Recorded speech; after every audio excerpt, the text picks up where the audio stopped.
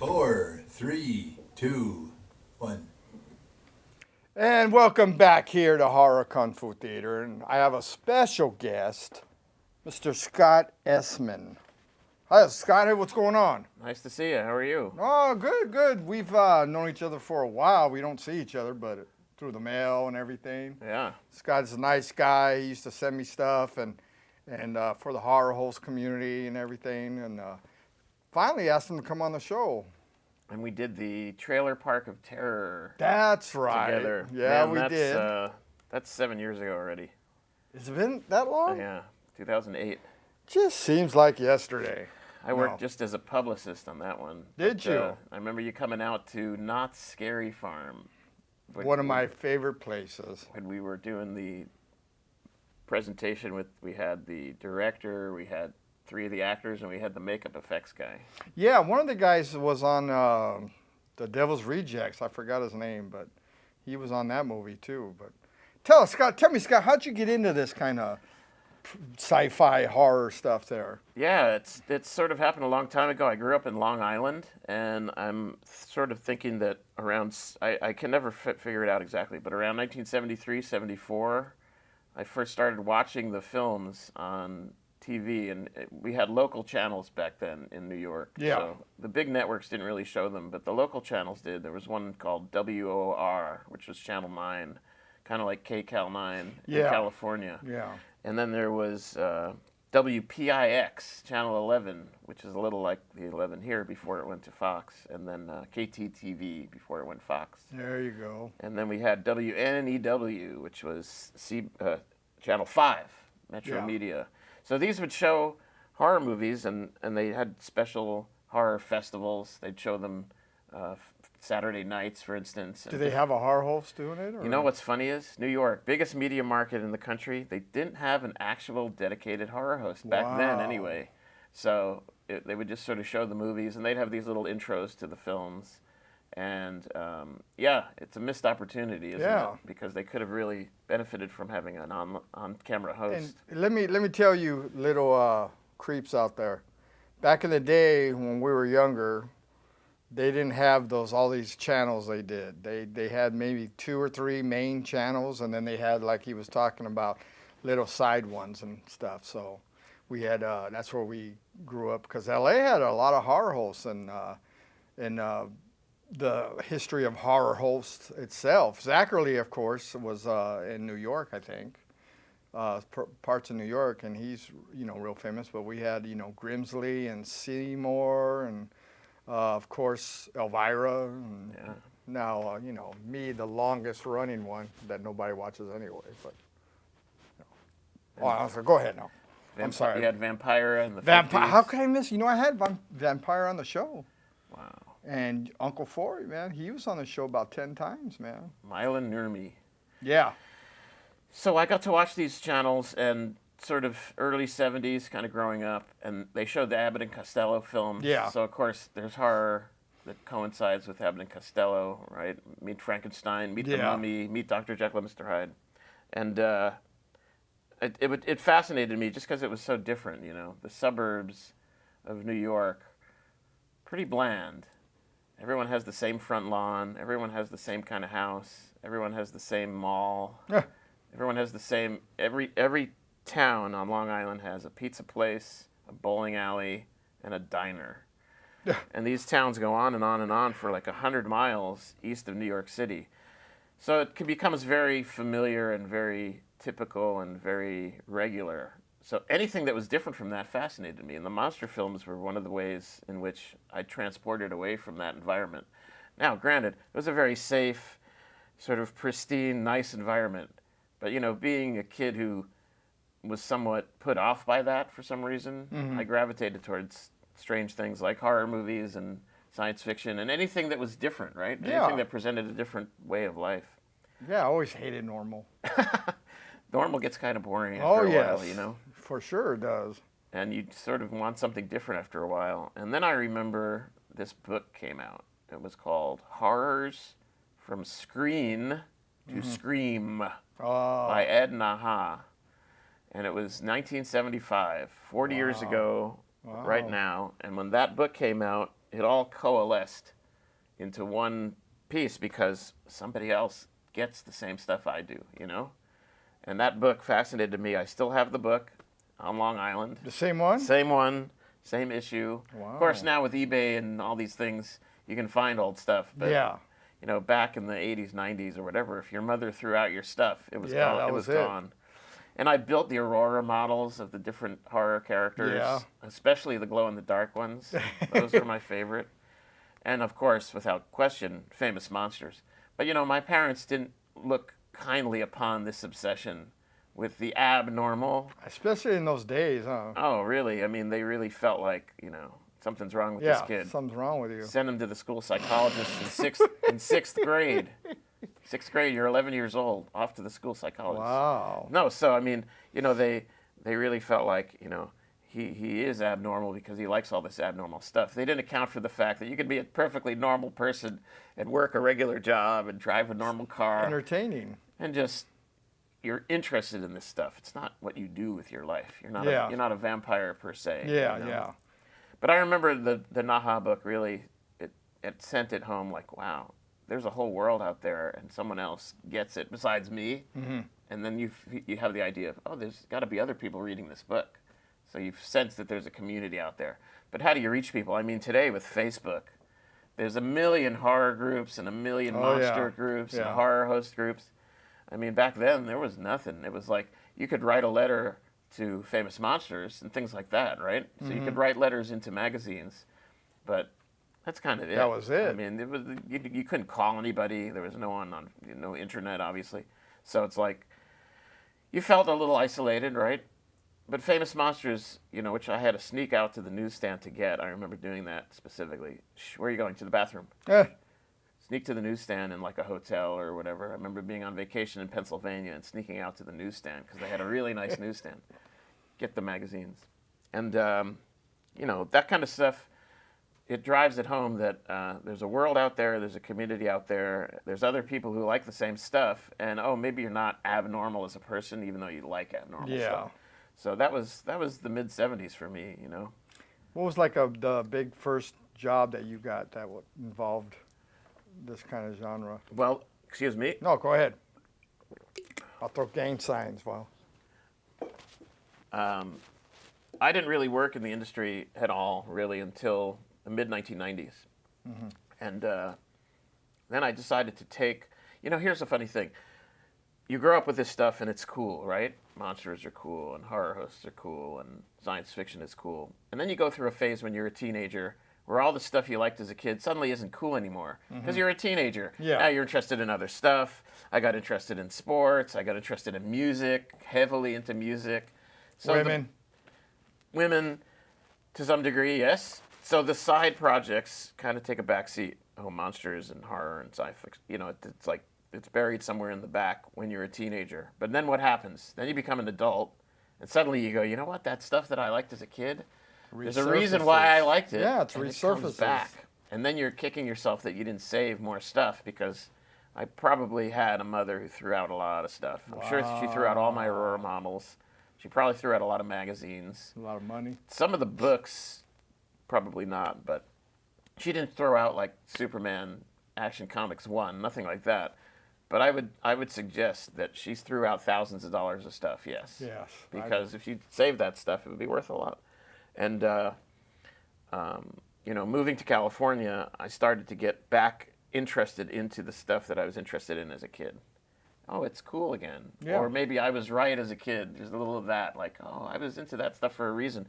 And then you're desperately trying to find this stuff from years past. When I started to get into it in the mid-'90s, now I'm looking back 20 years at stuff. Wow. At this point, it's 40 years ago. Yeah. Right? In 1995, I decided to sort of make my way in the world. And what I did is I got especially interested in makeup effects artists. To me, these were the monster makers, right? Mm-hmm. These were the people who really, if you think about it, through the 50s, 60s, 70s, they were the kings. They were the guys who made the monsters, right? And of course, there's that great book, Making a Monster, and that sort of brings it home. But that book left out certain things that I had to go back and research. For instance, The book doesn't have anything in there about the Westmore family. And that family in Hollywood makeup is huge. Yeah. So you go back and you look at stuff, and eventually I started to contact people. Now in 1995, there was intranet, but there was no World Wide Web per se, and there certainly weren't any websites and things like there are now. So how do you find these people? The old-fashioned way. Went to the library, looked in the card catalog, because it wasn't on computer yet, and found this book called The Special Effects and Stunts Guide by Lone Eagle Publishing. Now, because of Internet Movie Database, that book is probably out of print and gone. Yeah. But in 95, it was like, aha. You could look people up, and it had their credits, and it had their phone numbers in that case, because no email addresses. So you could look people up, and you could call people and contact people, and I started saying, can I do an interview with you? And at that time, it was for a book project called Creature People, which eventually did come out. Actually, I put out two editions of Creature People. One was late 90s, and one was 2004. But, yeah, I started to look them up, and you could call Dick Smith. Wow. And you could call John Chambers. He lived in the motion picture country home in Woodland Hills. He had been retired for 10 years when I called him. But you could contact him. And he was nice and spoke on the phone about it. And I said, I'd love to interview you. And he said, you know what? I'm really out of the business at this point. And I said, it doesn't matter. You're the guy who created Planet of the Apes. Yeah. Those makeups are of primary importance in this world. Yeah. Those are great. They're not monsters, but they're great special makeup effects characters. And you could call Dick Smith, and you could call Rick Baker, and you could call Tom Berman. And I called all these people, and eventually some of them said, okay, I'll do the interview. And one led to another, and it snowballed. And within like a year, I had interviewed pretty much everybody that I could possibly get to, except one guy, Rob Bottin, who is from this area. He lives in El Monte, which is that Really? way. Yep. Yeah. And I know he, at one point, lived in Covina, and then he had a shop in Azusa, off of Foothill, just a few miles east of where we are now. So I'd go to his shop, and I met him a couple of times, but he didn't want to have anything to do with an interview project. So the one guy who I didn't get, but I did get Dick Smith and Rick Baker and Tom Berman and Craig Ridden and Kevin Haney and all these amazing people. And it was cool. It was like a re-education, because you had read the books and you had read all the magazines, and of course those magazines covered Dick Smith and they covered Rick Baker. But I got to interview them in some depth about their lives and their fascination with makeup and monsters and so forth. And of course, over and over and over again, a lot of them mentioned classic people from the past, such as Dick Smith and John Chambers. Even though they were still alive, they were retired. By the time I got to them, they were out of it. But they always mentioned Dick Smith, and they always mentioned John Chambers. And of course, Jack Pierce at Universal, who created all the great horror characters. So we just sort of started to talk about these guys. And after a while, I thought, you know what? We should do a special event paying homage to some of these great makeup people. And the first one that I thought to do was Dick Smith. Because even though he had been retired, he was still active. He would talk to people. He had a correspondence course that he literally hammered out. At that time, it was probably started on a typewriter, and then later I think he did it on computer. And this was an advanced professional makeup course for professionals in terms of how to do all the things that he knew how to do, all the formulas and all the applications and how to paint and the different glues and so forth and so on. So Dick was active, and we did an event and paid homage to Dick, and it came off really well. I had 50 people there. It was invite only. I had about 50 folks there. We did it at the Beverly Garland's Holiday Inn on Vineland in North Hollywood. Wow. I rented a little room in there, and I got a screen and a projector, and we showed Dick's work and had each person come up to talk about what Dick meant to them, and it was pretty amazing. I did have 3 of his closest proteges there, Rick Baker, obviously, Craig Ridden and Kevin Haney, and they all got to come up and say what Dick meant to them. And that was my first really largely successful endeavor in the industry. And it happened in September 96, because before then, I was interviewing people and all that. Once I did this event, and it was so celebratory and so loving towards Dick, then everyone sort of took notice of, oh, there's this guy, he's interviewing people, but he's also paying tribute to them. Yeah. And I think that definitely put me on the map, as it were, because before then, interviewing people and all that, that's good. Now I did this special live event, and we had people like Alec Gillis and Tom Woodruff there from ADI, and Greg Nicotero from KNB, and it was pretty special. Wow. Forrest Ackerman came to that. Did he? Good May he old rest in peace. Uncle Forey. Uncle Forey was there, and a few other people who have since passed away, like Abe Haberman and Harry Thomas. And then I had Bob Burns there. Oh, really? Famous collector and historian. Yeah. He came, and everyone got to give their little bit. I had a microphone. Everyone got to come up and say what Dick meant to them. And then, that came off successfully. I videotaped everything. Good. And made it into like a 30-minute documentary of that event. And then I started to think, you know what? It's not right to pay homage to Dick Smith, but ignore John Chambers. Both of the men have since passed on, but they were both born in 1922. They both worked for NBC. One was NBC in New York, the other was NBC in Los Angeles. And it's like, they're so similar in many ways. At the same time, they're diametrically opposed in every other way. Different types of people, different philosophies, and all that. But each person gave of his knowledge to young people. They didn't keep things secret. So they would show young people how to do things. The whole thing is monsters and movies and all that. In the 20s, 30s, 40s, 50s, maybe even through the 60s and 70s, doors were locked in studios. Like, no one wanted to reveal their secrets. So they locked those doors. The photographs that they took of makeups or whatever were definitely posed photographs. Yeah. When you see Jack Pierce posing with the Wolfman, and he's got a comb and all that, that's a posed shot. Yeah. They didn't take too many candids of actual monsters being made, And I think the whole thing was the studios were just very secretive at the time. So they didn't want publicity like that and all. Forey found these great pictures, of deleted scenes, and he found makeup process pictures. So he was the one who really, it's like, without Forey, where would we all be, right? He was the one who kind of broke down that wall. Yeah. But for sure, Dick Smith and John Chambers, they were the first makeup guys to really say, you know what, I'm not going to keep any secrets. I'm going to pass the information on to my proteges, and the younger generation is going to learn what we had to strive ourselves to learn. They invented all this stuff. So now they're going to pass on their inventions. That was new. Before then, that didn't happen. Makeup people were very secretive. Doors were locked, and the studios didn't let too many people see how things were done. I think they felt like it was proprietary knowledge, Like it was, what's the word for it? Intellectual property. You're not going to find out how we do things. So I ended up doing a tribute to John Chambers, and it coincided with the 30th anniversary at the time of Planet of the Apes being made. So that was a lot of fun. And we had to go to him. Dick Smith came to us at Beverly Garland. We had to go to John Chambers and set up this party at the Motion Picture Home.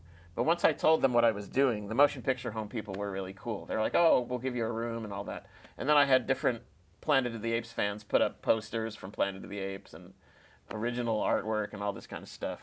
And the capper to that whole thing, and it was a lot of fun, was Brian Pennicus and 8 other of his friends came into the party, stormed in, dressed like Planet of the Apes characters, really? with full makeup, hair, costumes, identical. And it's like, nobody expected that. I didn't tell a soul. I kept that really secret. I'm not going to tell anybody. Yeah. At a certain point in the party, you signal me, and then you'll come in, and it'll blow people away. And it did. Yeah, Everyone that'd be was sort of big amazed surprise. to see 9 ape characters. Yeah. I think we had something like 2 orangutans, 3 gorillas, and the rest were chimps, and we had a little boy chimp. Oh. And we had a female chimp, Dr. Zira. Uh-huh. And we had a male chimp, and Cornelius. Yeah. And Chambers was blown away. But so was everyone in the room. We didn't tell anybody. Only one other person knew what I knew about the apes coming in. And it was a little stressful trying to coordinate, because they'd spent all morning doing the makeups, and we did the party in like the late morning, and I had the room packed. It was like, Dick Smith was big on the East Coast, and I had 40 or 50 people there. All were invited and all that, right? With Chambers, twice as many people showed up because he was a big West Coast guy. Yeah. Now, I did do it invite only, but some other people sort of invited themselves. Oh. Yeah. Crashed the Yeah. party. Yeah. So suddenly there's all these people there. So it's like, who's that guy? Oh, this Yeah. is That's how I usually get invited. You Just crash. Yeah. And it was a lot of fun because Chambers really loved it. And he said to me, the fact that you got all these people here, you know, and I've been retired for 12 years, he says, is impressive. So that was kind of nice, you know. Chambers and I got along until his death in 2001. And when I first called him in 95, we were good friends. So for like 6 years, sometimes I would just randomly drive out to the motion picture home when he was having lunch and just say hello, not even tell him I was coming. Yeah. And he's like, I'll pull up a chair. You want something to eat? You know, he was really nice. Oh, that's cool. And he passed, unfortunately, in 2001. But I'm glad that we got to do that event while he was still not only alive, but sharp as a tack and knew what was happening and understood the magnitude of the event. Yeah. So that was a lot of fun. I know you're an expert in the older horror movies and sci-fi and stuff. What do you think about today's horror movies? Well, you know, I'm often asked about that. In a weird kind of way, I think they're a different animal, you know? When you talk about the old stuff, Jack Pierce, The Wolfman, The Mummy, Dracula, Frankenstein, you can't compare those to movies being made now. First of all, some of those movies didn't even have music, right? The original Dracula, the original Frankenstein, there's no music in those movies at all. So how do you compare it to a film today that's wall-to-wall score, right? Yeah. Second of all, they were all in black and white, except for a few select exceptions. The black and white movie experience is different from the color movie experience. Third thing, all those movies were 4:3.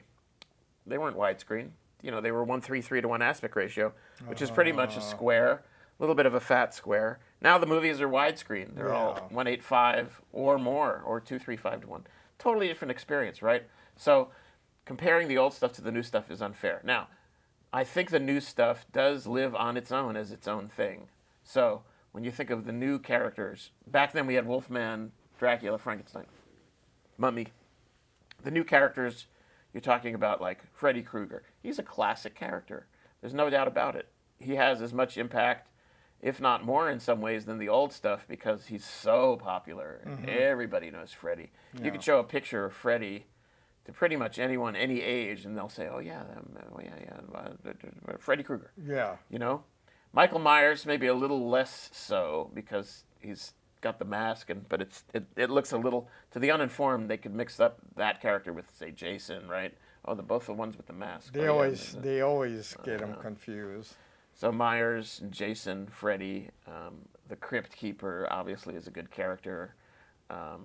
Leatherface from Texas Chainsaw is another good character, but he's also wearing a mask, right? Yeah. So those three are pretty similar. Leatherface, Jason, and Michael Myers, in a way, all these giant masked, silent kind of characters, right? Which, if you think about it, goes back to Frankenstein. He was a large, hulking, almost looked like he had a mask on, silent character in that first movie, right? Yeah. So you can make a case for the fact. I think that's always creepier anyway, because especially a big old hulking person, and then they don't say nothing hardly. It's like, you know. Yeah, it's intimidating. Yeah, right? it is. And the new characters then for sure. When I taught a horror class this year, I taught a class in horror. Yeah. I showed a little of the new stuff and a little of the old stuff. So I did show the original Frankenstein and Dracula. I excerpted them. I showed the entire Wolfman. I showed the entire Dr. Jekyll and Mr. Hyde with Frederick March. Wow. That really plays well still, and the themes are still very strong. So I showed a lot of those. And I also showed the original Halloween. I showed the original Nightmare on Elm Street, things like that. So I mixed a little of the new with the old. I think it's unfair if you're a fan of the old stuff to just flatly dismiss the new films. That said, I think it's been too soon to remake all of those great John Carpenter movies. It's like I agree, yeah. these movies weren't even 40 years old. Some of them were 30 years old or whatever, and they're already remaking The Fog. And they did, well, a prequel, but kind of a remake. Kind of a remake and prequel to The Thing. They remade The Fog, Assault on Precinct 13, Halloween. It's like they've mined all of the Carpenter stuff. And I think it's too soon. Yeah, it's like, to me, it's like you guys can't think of anything creative to do yourself than doing remakes and stuff? All brands are for sale, right? It's like if you have a classic cinema brand, they're either going to remake it. Yeah. Excuse me. They're either going to remake it or do an homage to it, sort of remake Yeah, it. yeah. It's I guess it's like everything else. It's all about money, I guess. But yeah, it's just sometimes I just like, why are you doing a like the Carrie one was, oh They remade Carrie. They remade Poltergeist. yes, Isn't that too soon? That's Too just a little soon. over 30 years ago. that's too soon. But So- yeah, so you've done a lot of different things in your life, right?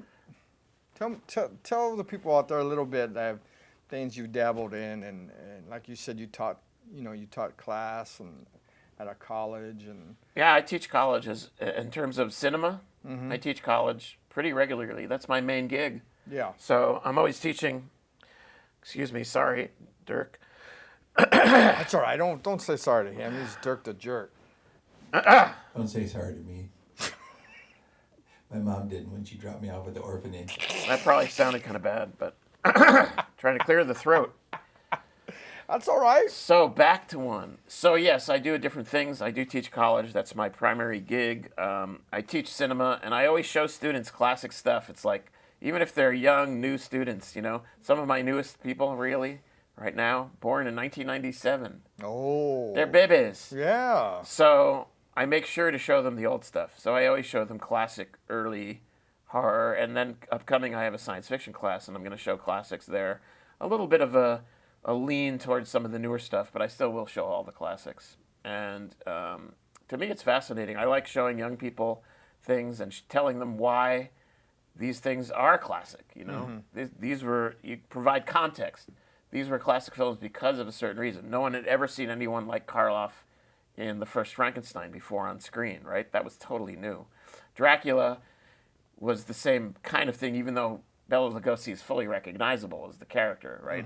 It's Bela Lugosi. He's not in the full makeup, but he's still an icon. Lon Chaney in Phantom of the Opera, massively iconic, right? Yeah. That's a great image. So is the one from London After Midnight. That's a classic character. The Man in the Beaver Hat. Classic stuff. And I make sure to show all my students this great stuff so that they have context for where it came from and how it's developed and the new stuff.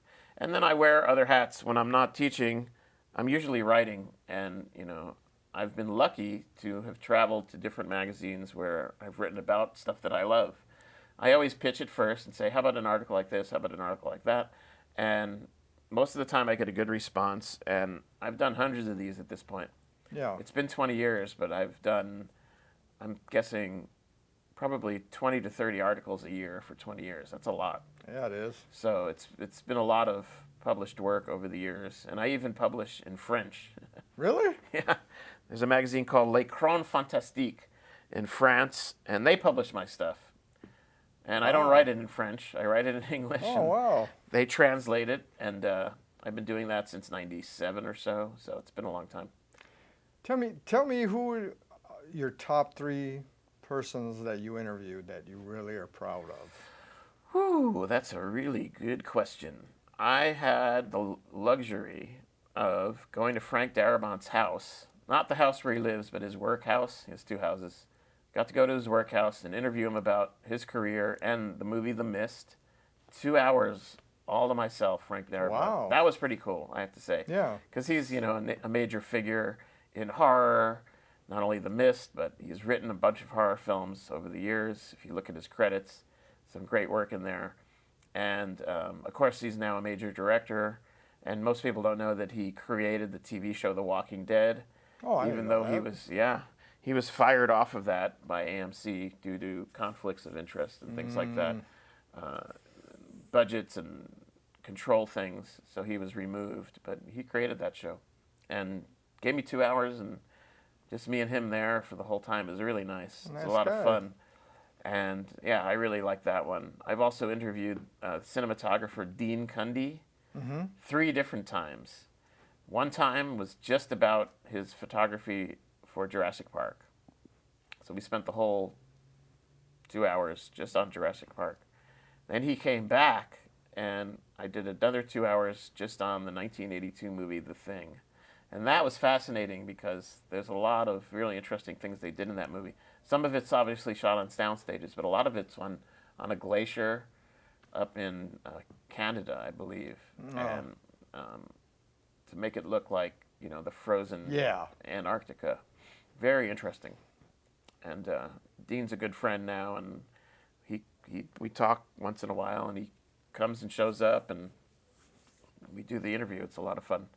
I got very lucky in that one time, even though I was part of a group, Steven Spielberg, Robert Zemeckis, and George Lucas were all together at this sort of dais table, and I got to interview them about this new phenomenon of digital filmmaking. And I was kind of asking the questions. It was pretty neat. For a while, I asked each of them the same question, and they all gave me a good response. Wow. That was a lot of fun. Yeah, that was back in 2001. Dean Cundey was just over the last few years. That's all those three with Dean Cundey in the last 5 years. And I think The Mist was 2007, if I'm not mistaken. And that was excellent, too. And there's been so many. It's like, I've done a lot of interviews on the phone. I've interviewed Clive Barker on the phone. Wow. And other top horror names. Rick Baker several times. Rick Baker and I, we meet up and he goes, "You want to go out to sushi?" I said, "Sure." So we did the interview over sushi, over his early career. It was all early stuff, really early career. And, he grew up in this area. He was the Glendora, Covina guy. Oh, really? Yeah. Wow, I didn't know that. And Rick was super nice and gave me a lot of his time. And then over the years, we talked about other stuff, movie specific, like Mighty Joe Young. I did a big interview on that with him. And the movie Life, where he did old age makeups. We did a big thing on that. Men in Black 3, we did a big one on that. So over the years, we've peppered in other projects and films. And, he got a star on Hollywood Boulevard. This was kind of cool and totally unexpected. He goes, "Hey, man, how'd you like to invite all your people to my star ceremony?" And I said, "Sure." And I sent emails out and stuff. Free admission. Come see Rick Baker's star. And this was interesting. We went down there. It was pouring rain the whole time. So he's getting his star. Everyone's huddled under umbrellas and under tarps and all this stuff. And then as soon as he got the star, the clouds parted and the rain went away. And then we got in there and got to interview him right next to the star. That was cool. But it had to be after the thing because while it was going, it was pouring rain and awful and miserable. And then it ended, and then we got to do the interview. And I got to interview a lot of his colleagues who were right there. Let me interview you. Bob Burns was there, Ken Ralston, Dennis Murin, and a lot of other folks, David Anderson. So that was a fun one. That was 2012. That's 3 years ago already. That was a lot of fun. Rick's a great person to interview because he knows so much, and he's first and foremost a huge fan. That makes all the difference. It does. Now tell me who your 3 favorite horror or sci-fi characters are. I know that's a tough one too. I would say my favorite horror character would have to be Boris Karloff in the original Frankenstein. And here's why. There was nothing else like it at the time. It was totally original. It was the first of its kind. No one had ever seen a makeup like that before. Yeah. And like everybody hits a home run in that movie to make that character real. Karloff hits a home run. Jack Pierce hits a home run. James Whale directing him hits a home run. Arthur Edison cinematography hits a home run. It's like if you watch that movie closely, that character comes to life and you completely believe it, and it like works perfectly. And you can't say that about too many movies, right? Where it's absolutely perfect. I think Lon Chaney Jr. in The Wolfman is a very strong character because he's totally believable in the wolf makeup, right? Yeah. And he's the sort of this tortured soul out of the makeup when he's just Larry Talbot. Yeah. That's a nearly perfect character too. I mean, it's exquisite what he's doing. That's amazing. And that's 1941, right? The original. I'm kind of into originals. I'm not a big sequel. There's nothing wrong with that. Sequels just to me are not ever as interesting for the most part. Okay, Terminator 2 is a fantastic movie, and it's a sequel, and it's similar to Terminator 1. It's like the same kind of world, right? So you have to say, okay, that's a very strong sequel. Funny enough, James Cameron, Aliens, that's a great sequel, right? Now, third character you asked. Does King Kong count? Because Sure, it's a character. even though I don't think King Kong is a horror movie. It's an adventure film. Or they say a love story, even. It's a love story. It's an adventure film. It's not really a horror movie. But the character is a monster, right? Yeah. He's misunderstood. But so is Frankenstein. Yeah. Yeah. And so is the Wolfman. And so is the Bride of Frankenstein. She's misunderstood. So it's like all these great horror characters are horror characters because they are misunderstood. They don't mean to be evil, right? Yeah. Now, you can't say that about the Mummy. He wants to get his princess, and he's going to kill whoever he needs to get Ankh Sanamen, right? Yeah. So that's a little bit of a different character, Yeah. the Mummy. But certainly, and Dracula, too. Dracula is pure evil, right? Yeah. Let's face it. So Dracula and the Mummy are definitely evil incarnate, but Frankenstein isn't, and the Bride isn't. And the Wolfman, he's a conflicted soul. Dr. Jekyll and Mr. Hyde is a fantastic character, right? Frederick March especially. But King Kong I would put third because he is misunderstood, right? And he is horrific. And if you look at that movie, the whole time, people either want to kill him or run away from him. Yeah. Now, what's interesting about that is there's a revisionist kind of look at that, which is that, oh no, the girl wanted to save him. That doesn't come from the 1933 movie. That's in the 1976 movie. And a lot of people hate that movie for different reasons. It doesn't have any dinosaurs. All it has is a cheesy rubber snake to fight King Kong. And they have a good point, right? But King Kong himself is a really good character in that movie. And he's totally misunderstood. And the girl wants to save him at some point.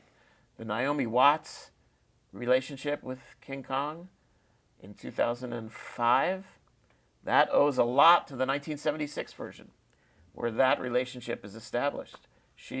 Jessica Lange's character, Dwan, feels for King Kong, doesn't want them to kill him, doesn't want them to bring him back on a ship, because he protects her. Yeah. He's her protector. And she wants him to be left alone. And Naomi Watts, same thing. When they're trying to capture Kong and he's trying to save the girl, she keeps saying, go back, go back. She wants him to stay on his island. Yeah, because they just end up exploiting him and, you know. And then finally he meets his doom, right? Yeah. And she doesn't want that to happen at all. And if you look at the Jessica Lange one, when the helicopters are trying to kill him, she goes, pick me up, and he pushes her away, even though he's all bloody and shot and all that. And the helicopters just shoot him to pieces. Yeah. And who's in the King Kong suit? Rick Baker. Good old Rick. Now, hey, tell us, if you got a site or anything so people can go on? Sure, if you want to check out some of my stuff, go to www.visionarycinema.com, VISIONARY, cinema, CINEMA.com. I have some articles on there. I have some event pictures. I have a bunch of stuff on there. And sure, you can check it out. And some of the things I talked about, Dick Smith, John Chambers, are very, very inexpensively acquired on Amazon. You could download them or you could buy a DVD. It's really not very much money. And I have the Chambers tribute on there. I have the Dick Smith tribute on there and the Jack Pierce tribute. Yeah, if you guys want to really know the true history of a horror and everything, go to his website. We'll have it on the end of the show, too, where you can get it and get your little crayons and write it out. Some of you people I know are not quick up here, especially watch this show. Why I oughta. Thank you very much for being Thank here, you, Scott. Mr. You're Miranda. a good man. No, Night Shadow. That's another person. Thank you, Mr. Night Shadow. All right, we'll be back. Back to the movie.